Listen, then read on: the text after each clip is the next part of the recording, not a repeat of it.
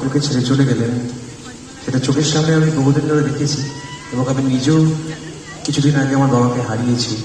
তো সেই জন্য সেই যন্ত্রণা যেমন ওর মুখেও আছে সেরকম আমার মুখেও আছে। তো সেই জায়গা থেকে কাকুকে স্মরণ করছি এবং উনি অবশ্যই ওখান থেকে আশীর্বাদ করবেন আমাদের সকলকে, যাতে করে ইনস্টিটিউশনটা আমরা সবাই মিলে চালাতে পারি এবং এই এলাকার সমস্ত মানুষ, সাধারণ মানুষ, তারাও হাত বাড়িয়ে দেবেন।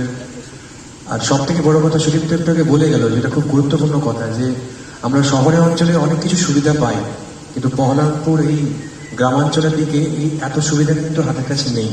তো সেই হিসাবে বলবো এখানকার অভিভাবক এবং অভিভাবিকারা যারা এই মাইকের মাধ্যমে শুনছেন বাড়ি থেকে, তারা অবশ্যই এই সুযোগটা গ্রহণ করবেন সেই আশা রাখি।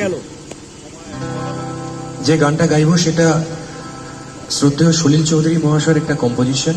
আমরা সকলেই জানি যে এই বছর ওনার জন্ম শতবার্ষিকী চলছে, তো তাকে স্মরণ করে এই গানটা।